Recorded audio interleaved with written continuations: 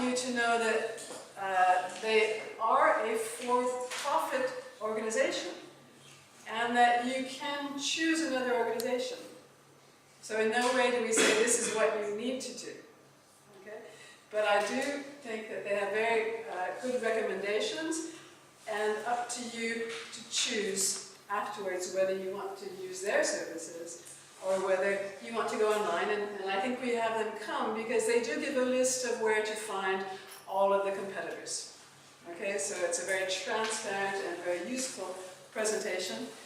I have told Patty and Marianne that we may have students here from first year looking for summer jobs for 2 months, and that we may have students here for a second year internship starting June, which would be professional internships. So maybe we can begin by saying, how many of you are second year?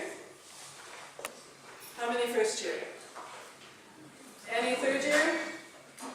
Okay, so she's going to start with second year and then go on to first year, and then feel free to answer questions afterwards. Thank you very much.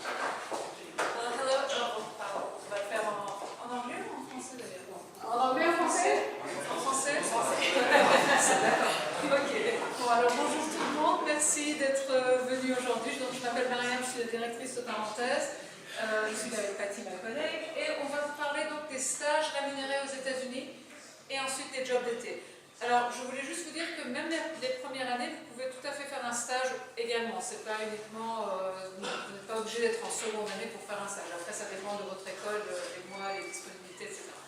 Donc, avant de commencer, je voulais vous dire que toutes les informations qu'on va vous donner aujourd'hui sont gratuitement disponibles sur notre site web. Donc, vous n'avez pas besoin de prendre de notes. Je pense que c'est votre heure pour déjeuner. Donc, you can just relax and sit back. We'll work for you. Les seules informations que vous devez écrire, ce sont ce que vous voyez là sur le slide. C'est juste les coordonnées. Je pense que vous avez tous le petit flyer et toutes ces infos sont dessus également. D'accord? Alors, la raison principale pour laquelle on est ici aujourd'hui, c'est bien évidemment de vous donner des informations. Et aussi pour vous rassurer, parce qu'on voit tellement de fausses informations qui circulent, le bouche à oreille, même sur le web, les forums, les différents sites, etc.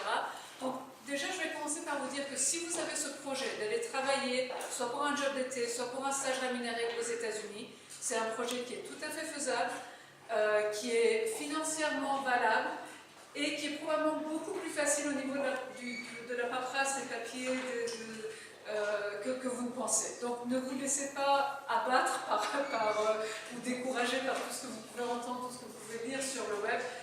Franchement, faites attention aux informations. Si vous voulez des informations, allez directement sur le site de l'ambassade des États-Unis ou sur le site des sponsors que votre école vous recommande. D'accord? Parce qu'il y a aussi beaucoup de gens qui disent franchement un peu n'importe quoi. Donc vraiment faites attention où vous allez piocher vos informations. La seule chose, c'est que si vous voulez aller faire un stage aux États-Unis, que le stage soit rémunéré ou pas, que vous soyez étudiant ou pas, que le stage dure 3 semaines ou 1 an, il vous faut obligatoirement un visa J1. C'est un visa J1 internship.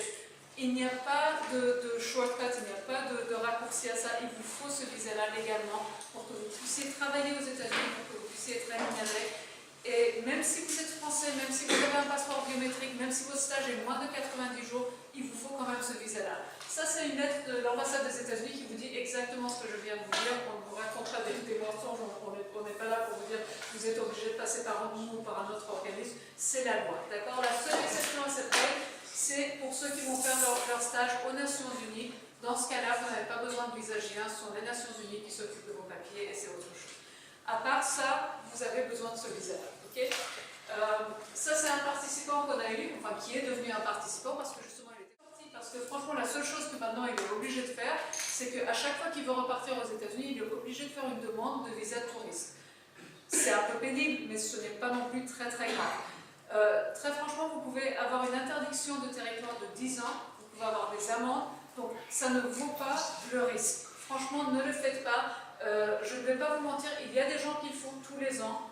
Il y a des gens qui le font et qui ne se font pas prendre, mais c'est juste légalement incorrect et le risque est vraiment trop grand. Donc vous allez voir, vraiment la procédure est très simple. ça ne vaut pas le coup de risquer 10 ans d'interdiction de territoire pour juste faire un stage de quelques mois aux États-Unis.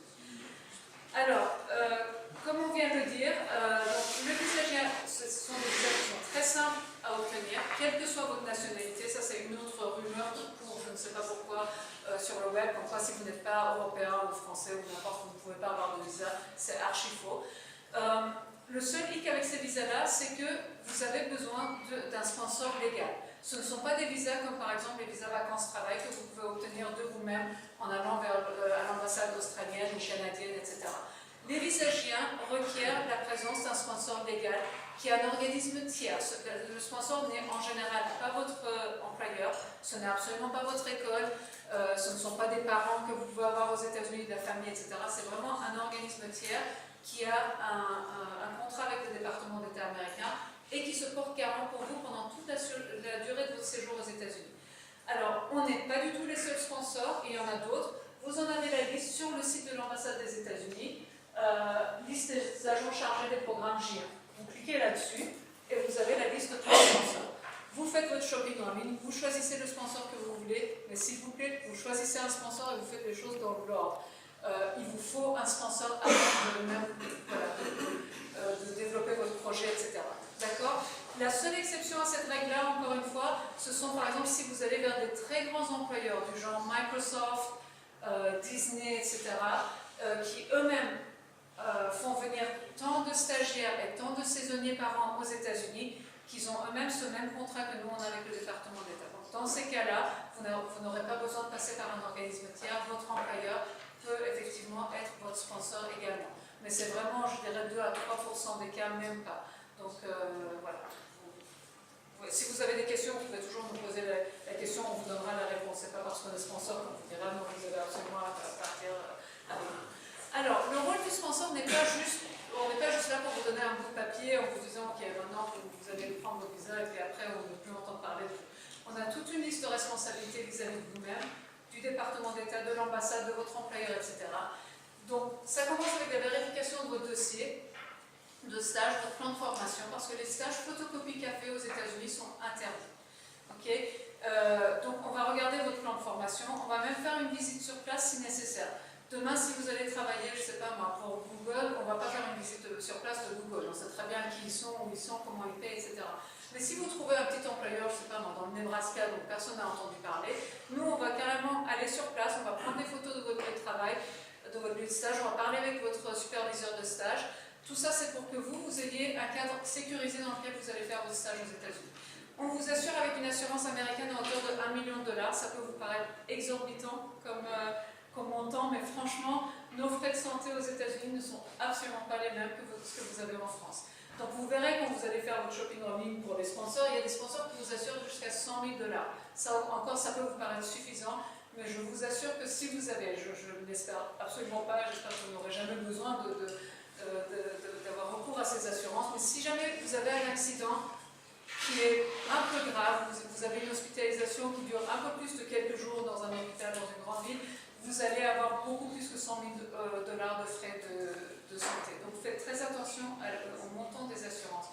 Et même pour les gens qui veulent après peut-être partir en Australie, faites attention avec l'Australie aussi, parce que ça c'est quelque chose, on ne le sait pas, mais les frais de santé sont même plus élevés en Australie qu'aux États-Unis parfois. On vous assure le suivi sur place 24 heures sur 24, 7 jours sur 7. Donc si vous avez une question sur quoi que ce soit, le contenu de votre stage, je ne sais pas moi, une voiture de location, vous ne savez pas où aller, vous ne savez pas si ce que vous devez faire, des problèmes avec votre superviseur sur votre lieu de travail, des problèmes avec votre appartement, n'importe, vous avez quelqu'un avec qui vous pourrez parler, qui va vous aider. On confirme également l'aspect culturel de votre séjour. Il faut que vous sachiez que ces programmes-là, ils datent d'il y a très longtemps, en fait, depuis 1947, ça fait partie du plan Marshall, après la Seconde Guerre mondiale, et le but principal de ces programmes de visa J1, c'était vraiment de promouvoir l'aspect culturel, les échanges culturels entre la France et les États-Unis. Donc le département américain actuel veut revenir un peu à ce but originel de ces visas-là. Donc on va confirmer cet aspect-là. On vous aide avec les démarches de visa, bien évidemment. Et quelque chose qui est vraiment propre à parenthèse, c'est qu'on vous aide à trouver votre stage. Et ça, ce n'est pas un service qu'on facture. On n'est pas un service de placement. Ça fait 15 ans, même plus peut-être, qu'on fait ce métier-là en France, et ça fait 15 ans que je refuse de vendre des services de placement pour les États-Unis en France. Parce s'il y a vraiment un pays où vous pouvez vous-même, sans avoir de piston, sans avoir de famille aux États-Unis, trouver votre stage rémunéré à partir de la France, avec un peu d'effort, un peu de votre temps à vous, c'est bien les États-Unis. Franchement, vous n'avez pas besoin de payer quelqu'un d'autre qui va faire le même travail que vous allez faire. Les services de placement, il y en a qui sont très bien, hein, on n'a rien contre, vous en avez même qui sont listés sur notre site web. Si vous voulez absolument donner votre argent à quelqu'un d'autre, vous pouvez le faire, hein, on ne vous retient pas. Mais vous n'en avez pas besoin. Autant par exemple pour l'Australie, pour Singapour, même pour... Nous on ne travaille pas avec les pays d'Amérique latine, mais je pense que ça doit être assez difficile de trouver vous-même un stage à partir de la France si vous n'avez pas des contacts sur place. Autant pour les États-Unis, c'est quelque chose qui est tout à fait faisable. Et franchement, on vous encourage à le faire et de garder les services de placement en dernier recours si vraiment vous n'arrivez pas. Tous les ans, on fait passer entre 3 000 maintenant et 6 000 des années auparavant étudiants aux États-Unis qui trouvent eux-mêmes leur stage. Si eux, ils peuvent le faire, il n'y a aucune raison pour que vous n'y arriviez pas. Alors ça, c'est juste pour vous dire comment un peu choisir votre sponsor, vous verrez.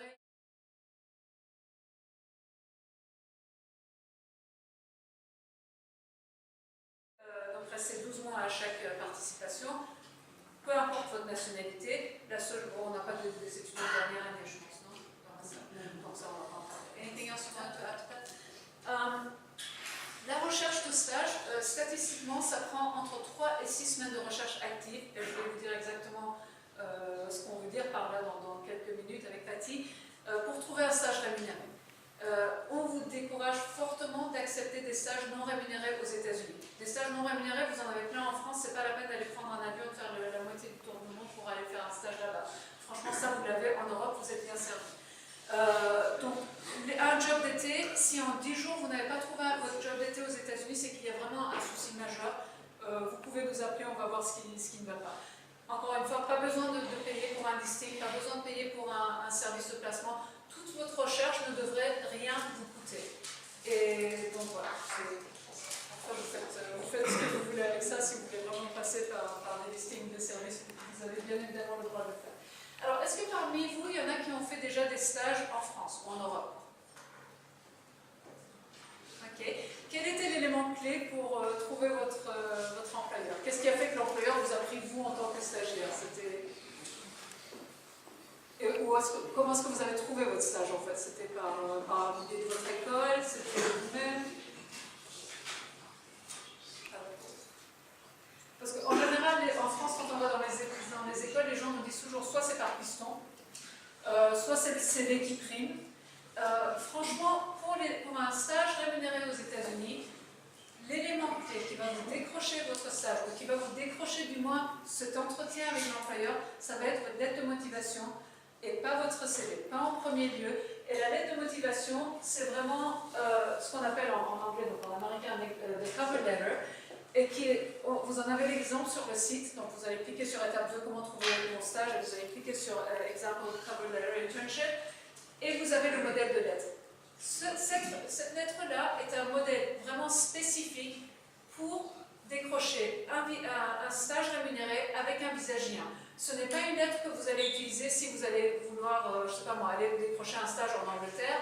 Ce n'est pas une lettre que vous utiliserez, par exemple, si dans 5 ans vous voulez aller travailler aux États-Unis et que vous y allez avec un visa de travail. C'est vraiment une lettre pour des étudiants étrangers qui vont partir aux États-Unis avec un visagien pour faire un stage rémunéré.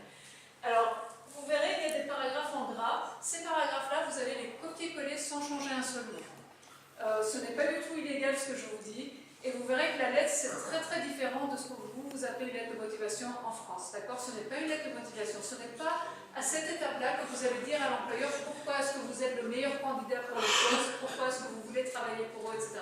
Tout ça, ça viendra après. Cette lettre-là, c'est juste pour que vous décrochiez un entretien avec l'employeur. C'est pour qu'il se dise, tiens, ou elle, voilà, je vais appeler cet étudiant ou je vais lui écrire. Alors, dans ces paragraphes en gras, qu'est-ce que vous êtes en train de dire? Vous êtes tout simplement en train de rassurer l'employeur américain en lui disant que vous allez arriver aux États-Unis avec votre visagien en poche, avec vos assurances prises en charge, que vous avez le soutien du sponsor, que vous n'êtes pas assujetti à certaines taxes. Donc, en gros, vous êtes en train de lui dire, vous n'avez rien à faire, je viens clé en main. j'ai tout. J'ai mon visa, j'ai mes assurances, je peux légalement travailler, je peux légalement être payé. Et le reste de la lettre, comme vous voyez, c'est vraiment short and sweet. Hein. Vous avez genre trois lignes à pondre, je pense que vous pourrez le faire en 5 minutes. Vous dites juste, voilà, je suis étudiant en tel domaine, telle année, je cherche un stage rémunéré en telle et telle date, vous pouvez me joindre à tel numéro ou à tel email. C'est tout. Ok, vous n'allez pas raconter votre vie, même si elle est passionnante, c'est pas le moment de le faire. Alors, en général, les étudiants français me disent, ah non, c'est pas comme ça. On va déjà parler du contenu du stage, après on verra pour le visa. Je vous confirme que si vous ne donnez pas ces informations-là à votre employeur dès votre premier contact, vous n'aurez aucune réponse ou bien vous aurez des réponses négatives. Mettez-vous à la place de l'employeur. Il va voir un CV étranger qui va arriver dans sa boîte mail.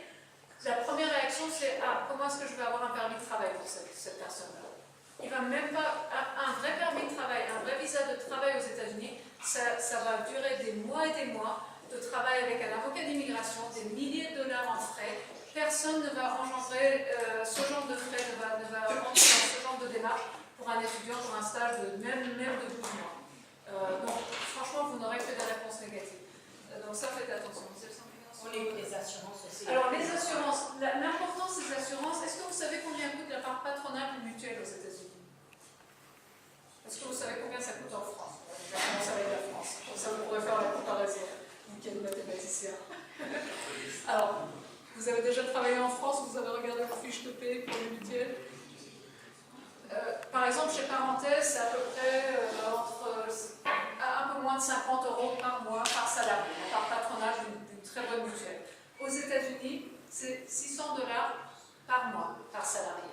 Donc le fait que vous ayez vos assurances déjà comprises, ça veut dire que l'employeur n'est pas obligé de vous fournir sa mutuelle, et ça, c'est déjà une économie énorme. Okay, donc ça, c'est vraiment très important. Et le fait que vous ayez un sponsor, parce que ça, c'est une autre question que les gens me posent toujours, pourquoi est-ce qu'un employeur américain voudrait m'embaucher moi au lieu d'un Américain? Déjà, je vous assure qu'ils adorent le côté international. Ça, c'est quelque chose qui est vraiment très important pour eux. Ensuite, c'est vrai que vous allez leur coûter un peu moins cher qu'un stagiaire américain, mais ce n'est pas la raison principale pour laquelle ils vont vous embaucher. C'est que vous avez aussi le soutien du sponsor, chose qu'ils n'ont pas avec les stagiaires américains. Le fait que ces deux soient là, non seulement pour vous, mais pour votre employeur. Si eux, ils ont un souci avec vous, ils ont aussi quelqu'un 24 heures sur 24, 7 jours sur 7 qui peut l'appeler. Donc c'est vraiment une garantie pour eux. Ça, c'est très important. Et vous allez voir parfois, par exemple, des étudiants américains disent « Ah oui, non, mais c'est très très difficile d'avoir des stages rémunérés aux États-Unis » C'est vrai, depuis 15 ans, on se rend compte que c'est plus facile pour des étrangers d'avoir des stages rémunérés aux États-Unis que pour des Américains d'avoir des bons stages rémunérés aux États-Unis. Donc c'est comme ça, c'est la vie, c'est à votre avantage, donc profitez-en. Vous avez déjà...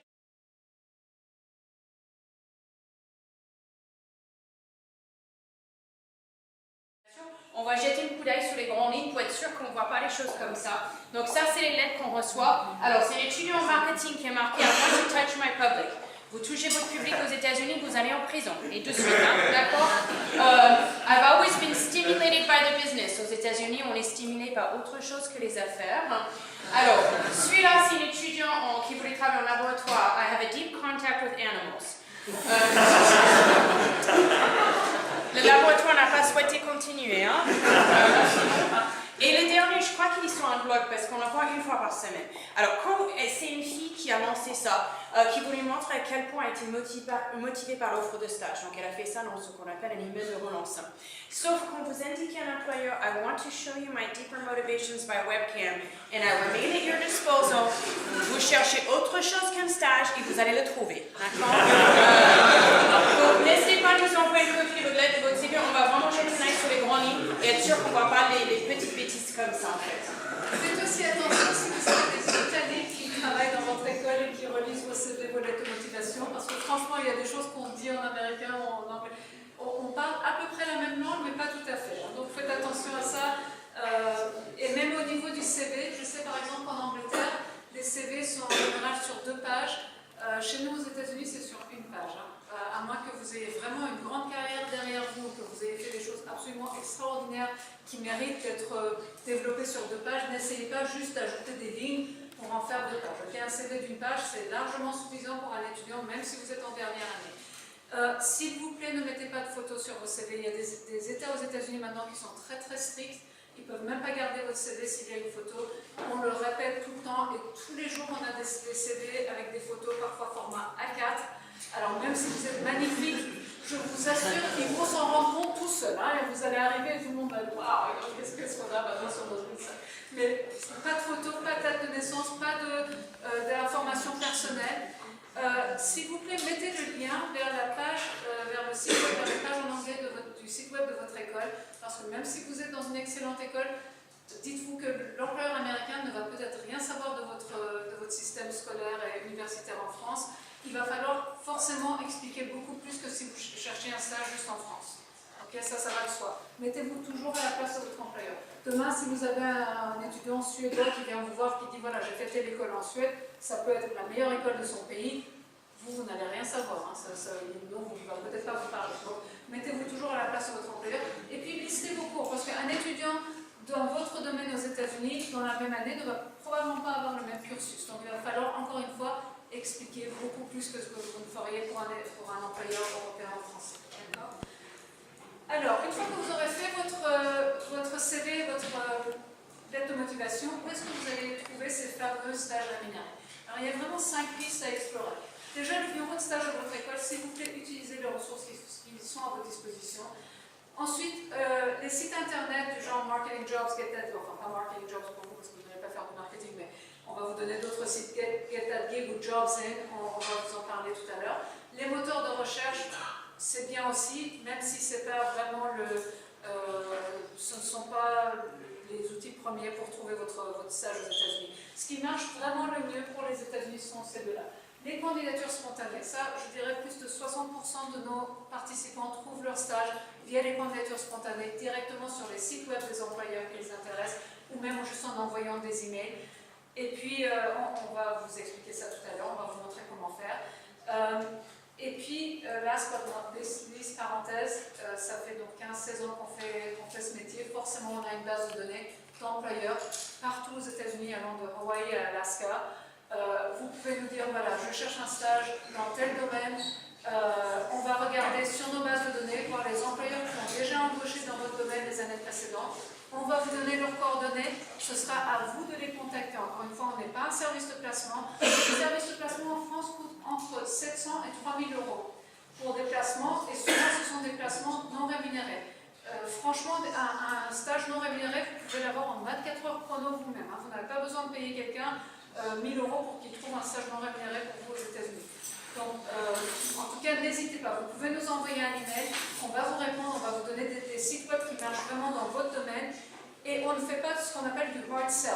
On ne va pas vous harceler parce que vous nous avez envoyé un email. D'ailleurs, on ne garde même pas vos coordonnées. C'est à vous de nous contacter quand vous le souhaitez. Donc, si par exemple on vous envoie une liste de 5 employeurs aujourd'hui, 3 sites web qui peuvent vous aider dans votre recherche, si vous allez pendant une semaine voir ces sites ou contacter ces employeurs et que ça ne vous donne rien, si vous ne revenez pas vers nous en nous disant bah, ça n'a pas marché, est-ce que vous pouvez me donner encore 5 employeurs ou d'autres pistes, nous on ne va pas donner suite, hein, on ne garde pas vos coordonnées, on ne va pas vous relancer par email. C'est à vous de faire le travail, mais franchement ça marche. Okay, donc n'hésitez pas et ça ne vous engage à rien.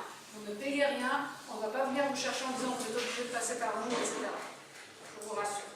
Sur notre site web, vous avez toute une liste de sites avec des offres de job ou de stage. Jetez un coup d'œil, ne serait-ce que pour voir les salaires que vous pouvez avoir.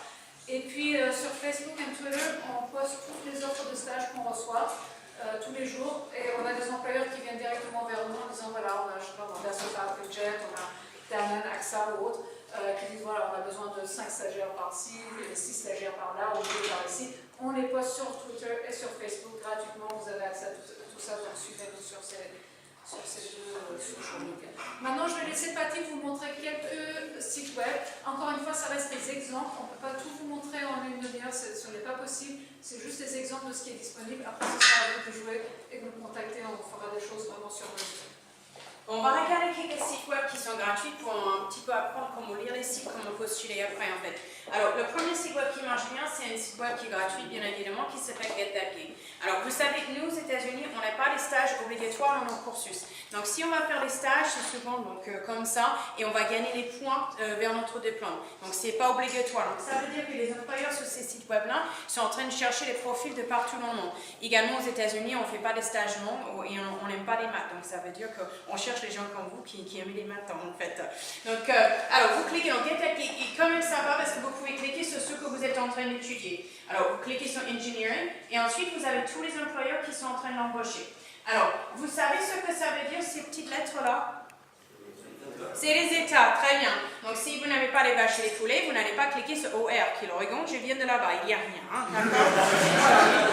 Cliquez sur l'endroit qui va vous plaire, vous allez passer quelques mois là-bas. Alors, comment ça marche? Vous cliquez sur le site web de l'employeur et vous avez les petits et les grands employeurs. Dans ces cas-là, c'est Boeing. Alors, Boeing, vous verrez, ils sont un peu tricky parce qu'ils ont 50% des stages où ils demandent que vous soyez américain parce qu'ils ont les contrats avec le système de défense américain.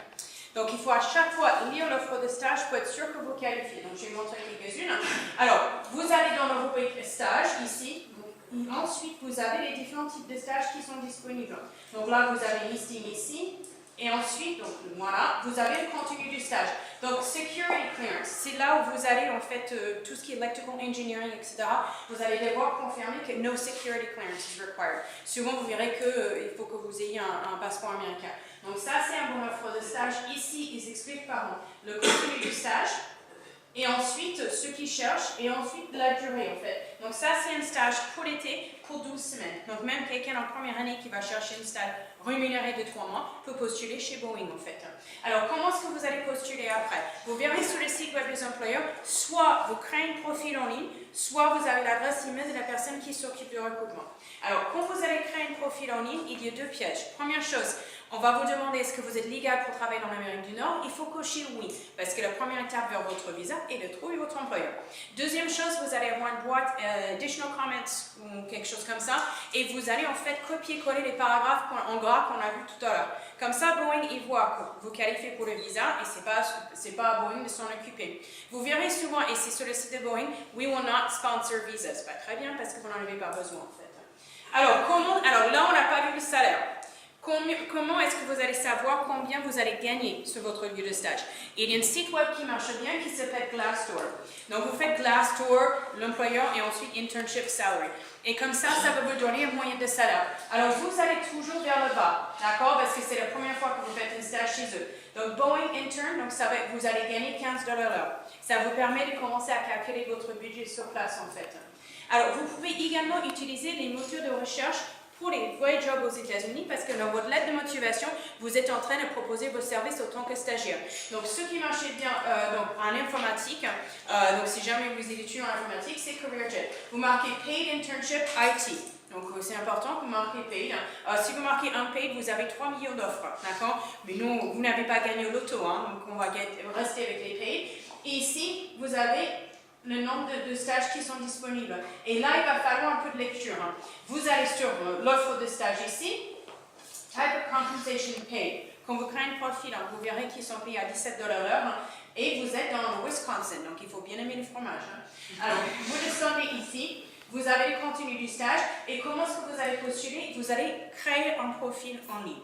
D'accord? Alors voilà, ça c'est comment vous créez un profil en ligne. Alors Monster, il marche bien, il faut juste faire attention que quand vous êtes sur Monster, que vous cliquez sur monster.com et pas monster.fr. Parce que monster.fr va vous donner bien évidemment que les offres en France.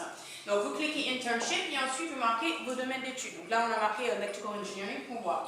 Et ici vous avez 67 offres de stage. Encore une fois là, il va falloir lire un petit peu les offres de stage. Là, normalement, vous avez le salaire ici. On n'a pas. Ce qui est sympa, c'est Aerospace and Defense. Quand vous voyez Defense, il faut quand même encore une fois regarder qu'il ne faut pas un Security Clearance ici. Donc, il vous explique le contenu du stage ici, ce qu'il veut au niveau des notes et au niveau de vos grades, et ensuite les dates de stage. Et en plus, c'est en Floride. Donc, il y en a un en Floride et l'autre à Alabama au niveau de l'offre. Quand vous voulez postuler, ça vous amène directement sur le site web de l'employeur. Donc, il fait tout ce qui est rockets, electrical engineers pour créer les rockets, pour aller explorer l'espace. Et vous avez l'adresse email de la personne qui s'occupe du recrutement. Ça vous permettra plus tard de relancer l'employeur. Alors, encore une fois, on n'a pas vu de salaire. Parfois, vous avez des salaires, parfois pas. Donc, on va aller sur le site web de Glassdoor avant pour être sûr que ça vaut le coup de postuler. Et ici, vous verrez que vous allez gagner en moyenne $18 en fait. À vos souhaits. Alors, quand vous nous contactez, on On va aussi vous donner les employeurs qui ont l'habitude de passer par nous tous les ans. Alors, Argonne National Laboratory, c'est tout ce qui est Electrical Engineering, Robotics et IT. Alors, c'est un employeur qui va bien s'occuper de vous au niveau de votre salaire, qui va vous proposer un hébergement que vous allez payer grâce à votre salaire, mais qui s'occupe de vous aider avec votre billet d'avion et vos frais de visa aussi. Donc, quand vous allez sur leur site web là, vous verrez qu'il y a plein d'offres de stage. Peu importe votre année d'études, ils ont des programmes de stage, des internships pour l'été, et après, ils ont un programme pour plus longue durée. Donc, vous cliquez sur quel type de stage que vous cherchez, et ici, vous avez continu. Donc là, on va voir que c'est un programme de stage pour l'été, celui-là en particulier. Donc, et ensuite, il faut faire attention, parce que là, April 15th, c'est comme les impôts, c'est les dernières dates limites aux États-Unis pour postuler. Vous avez le contenu du stage ici, et c'est très important que vous faites attention au niveau de Financial Information Housing ici. Donc ici, ils vont vous donner un petit peu en remboursement pour votre billet d'avion. Ils vont vous donner un listing des housing qui sont disponibles. Et voilà, et ici, stipend, vous gagnez $425 par semaine pour votre stage. Voilà. Comment est-ce que vous allez postuler après? Vous créez un profil en ligne en fait. Voilà, ça, c'était là. Alors, si un employeur qui vous plaise aux États-Unis, il faut aller directement sur le site web de l'employeur. Donc, si une entreprise pour laquelle vous rêvez de travailler, sur le site web américain, vous allez voir le rubrique carrière et internship. Bosch en fait partie. Ils ont un super bon programme pour les étudiants en informatique, donc tout ce qui est IT. Vous allez ici sur le site de Bosch et ensuite vous avez tous les offres de stage qui sont à gauche, toujours à vos souhaits, toujours en Californie. Vous avez le contenu du stage ici et ensuite on va voir à vos souhaits que c'est entre 4 et 6 mois. Voilà. Alors, il faut juste faire attention avec cette offre-là parce qu'aux États-Unis, pour qualifier pour les visas, vous devez faire un minimum de 32 heures par semaine. Sachant qu'en moyenne aux États-Unis, on commence avec 40 heures par semaine. Les 35 heures, ça reste en France. Nous, on commence à partir de 40.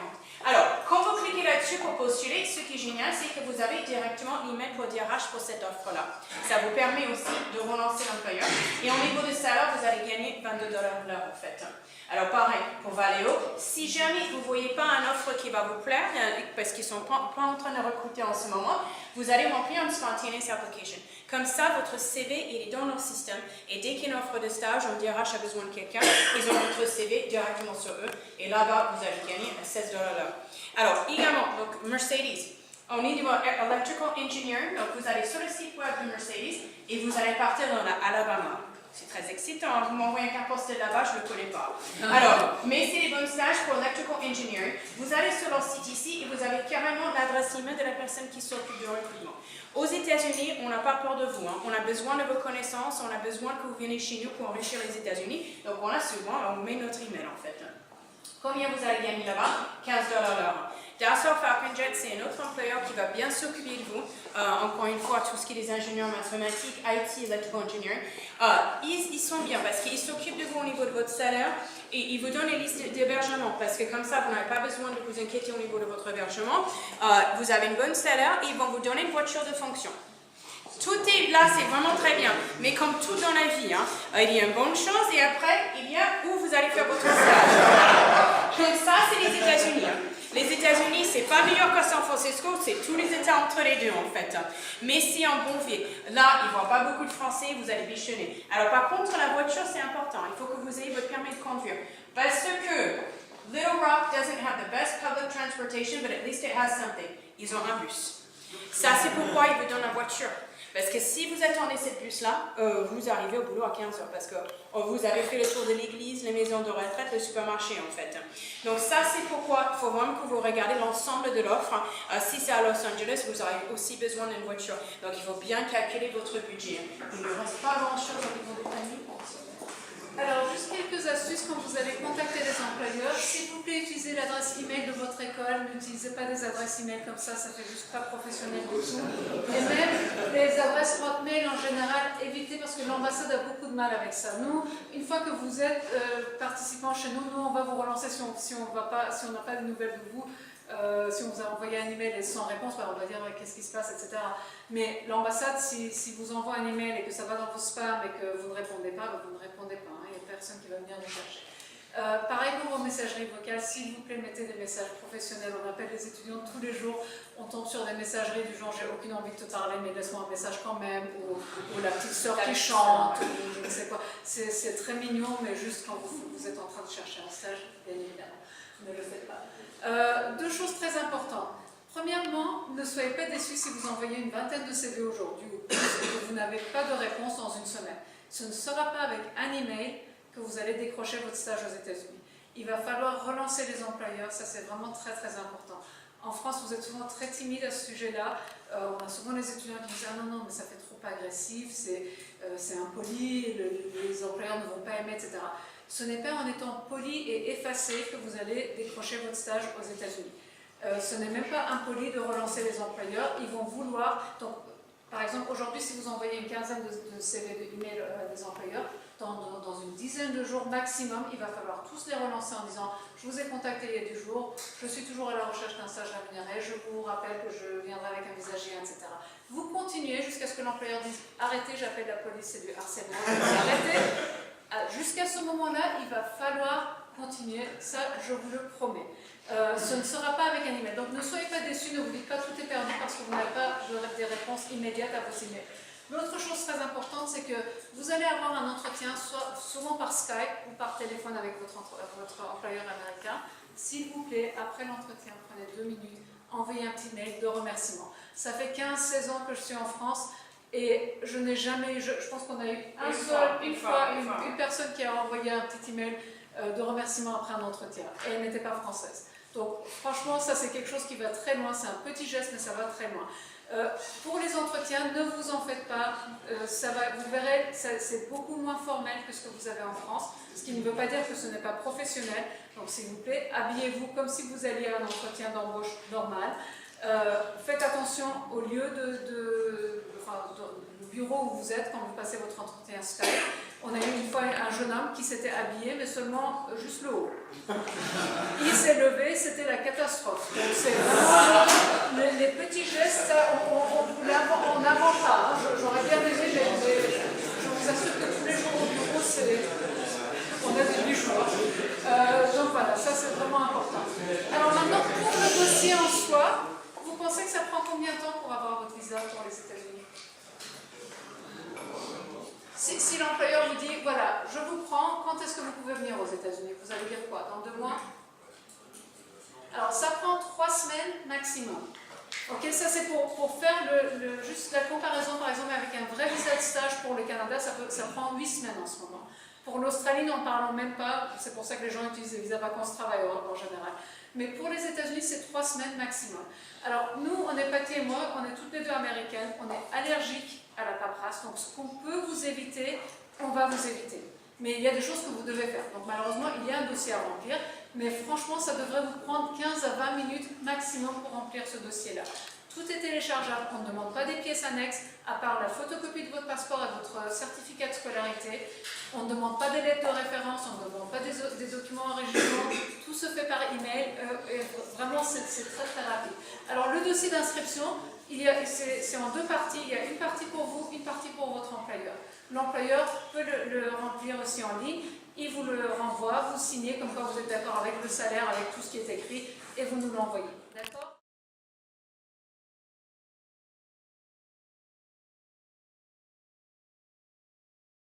Alors, le plus haut salaire qu'on ait vu, c'était 10 300 $ par mois, donc je vous le souhaite à tous. On va venir avec vous si vous l'avez. C'est absolument à vous de... Donc ces salaires-là, c'est exceptionnel. Hein. Je vous rassure, 10 000 $ par mois, on ne le voit pas tous les jours. Mais des salaires entre 2 000 et 4 000 $ par mois, on en voit, c'est tous les jours. C'est des salaires qu'on voit pour les États-Unis. Donc vous ne devriez pas accepter un stage non rémunéré. Ok, d'assaut, etc.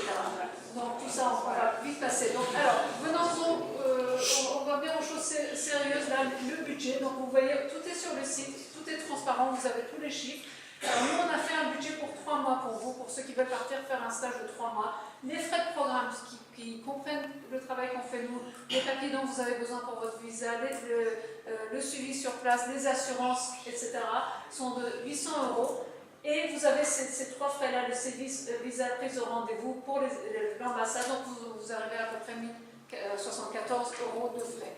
Alors, ne soyez pas effrayés par ça, parce que dans 75% des cas, ce sont les employeurs qui nous payent directement, donc vous payez 0.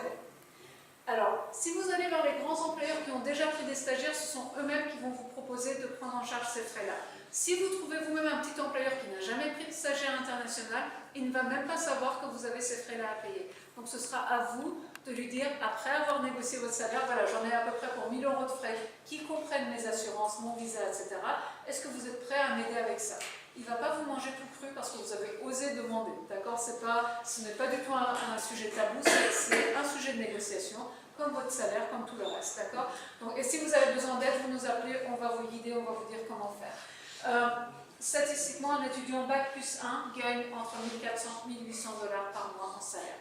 Donc même dans le pire des cas, même si par exemple vous tombez sur un employeur qui ne veut rien savoir, qui ne veut pas payer vos frais, vous devriez pouvoir rentabiliser votre investissement initial avec le salaire que vous gagnez sur place. Et puis faites attention, comme Patrick disait, à l'endroit où vous allez faire votre stage. Parfois on a des étudiants qui sont tellement excités qu'ils disent « Ah, j'ai trouvé un stage à Manhattan, génial, je suis en plus payé 1300 $ par mois. » Très franchement, Manhattan, avec 1300 $, vous allez payer votre logement à peu près. Vous avez peut-être un sandwich ou deux à manger dans le mois. Donc ça ne va pas très loin, 1300 $ à Manhattan. Donc après, c'est à vous de voir. Mais faites-vous votre budget avant de partir. Si vous avez un stage de 3 mois, vous ne pourrez pas renégocier votre salaire une fois que vous êtes sur place. Donc vos calculs, il faut le faire avant. D'accord? Et on peut vous aider avec ça. Donc faites attention à ça. On va passer très très vite. On a juste 10 minutes pour le programme de job d'été. Après, on va prendre des questions. Alors, les jobs d'été. Est-ce qu'il y a parmi vous qui n'ont pas un bon niveau d'anglais? Everybody's bilingual. Everybody's bilingual. Ou bien si vous n'avez pas beaucoup travaillé dans votre vie, parce que parfois en France on voit des CV, franchement ils ont des masters, des machins, et ils n'ont jamais travaillé un seul jour dans leur vie, un seul jour. Donc ça, si vous n'avez pas beaucoup d'expérience professionnelle, ou si vous n'avez pas un très bon niveau d'anglais, le job d'été, ça peut être un programme qui est très intéressant pour vous. Ça reste un visa J1, mais seulement ce n'est plus un visa J1 internship, c'est un visa J1 Summer Work and Travel. Donc vous allez cliquer sur le programme. Les critères d'éligibilité, c'est le même. Même si vous êtes étranger, vous pouvez faire ce programme-là. Par contre, vous êtes obligé d'être étudiant et vous ne pourrez pas travailler plus que 4 mois pendant l'été. D'accord? Alors, pour le programme de job d'été, on vous suggère fortement d'aller sur un site qui s'appelle coolworks.com. On n'a rien à voir avec ce site-là, mais seulement on l'a testé et il marche vraiment bien. Il est gratuit. Vous avez des centaines de milliers de jobs disponibles dans les États-Unis, partout aux États-Unis, mais si vous êtes allergique à la verdure, à la nature, etc., c'est pas la peine d'aller sur ce site-là. Vous ne trouverez pas des jobs à Manhattan, à San Francisco, à LA, sur Coolworks. C'est vraiment des jobs dans des parcs nationaux, sur les plages, dans les resorts, etc. Et ce n'est pas uniquement des jobs dans l'hôtellerie. Il y a de tout, mais il va falloir vraiment prendre du temps et éplucher chaque offre. Alors, vous choisissez où vous voulez faire votre job. Juste un mot sur les employeurs là. Les employeurs dessus, vous êtes non réfléchis sur place. Et en plus, les employeurs sur Coolworks, ils embauchent 80% américains et que 20% étrangers. Donc ça veut dire que vous allez passer votre été avec nous les Américains, vous allez travailler avec nous. Et vous évitez les grands parcs d'attraction où vous êtes que avec les étrangers. Donc c'est vraiment une bonne expérience. Si jamais le but, c'est vraiment d'améliorer votre niveau d'anglais. Désolée. Alors, non, c'est bon. Donc ça, par exemple, c'est National Park Jobs, si vous aimez ça. Et vous avez quelque chose à mettre sur votre CV. Donc si vous ne savez pas quoi faire de votre été, c'est vraiment un bon projet. Vous avez d'autres exemples là, par exemple, là c'est alors en Alaska, vous êtes très bien payé parce que personne ne veut aller en Alaska en été. Donc maintenant, si vous choisissez ça, c'est encore mieux que Glacier. Pareil dans, je ne sais pas, qu'est-ce qu'on a, Pause, parce que là je l'avais pas vu, 1240 $ par mois. Voilà. Donc le budget de Work and Travel, vous en avez pour 891 € de frais. Et malheureusement, ces frais-là, contrairement aux frais de internship, ne sont pas pris en charge par les employeurs. Donc ça, c'est un investissement initial que vous devrez faire de votre poche, mais franchement, vous le rentabilisez en 2 mois aux États-Unis, il n'y a aucun souci. Les employeurs sont hyper sympas, ils viennent vous chercher à l'aéroport, vous avez accès à toutes les infrastructures sur place, sur votre lieu de travail, etc. Mais ça, malheureusement, vous ne pourrez pas négocier la prise en charge de ces frais avec l'employeur. Votre salaire vraiment moyen, ça va être de 1100 $ si vous ne faites aucune heure sup, si vous n'avez aucun pourboire. Okay. Est-ce que vous avez des questions sur l'un ou l'autre des programmes? Tout le monde dit non, après c'est de la soupe.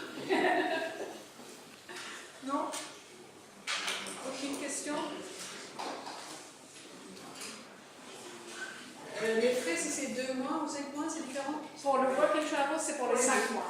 C'est 5 mois. Voilà, c'est 4 mois plus un mois de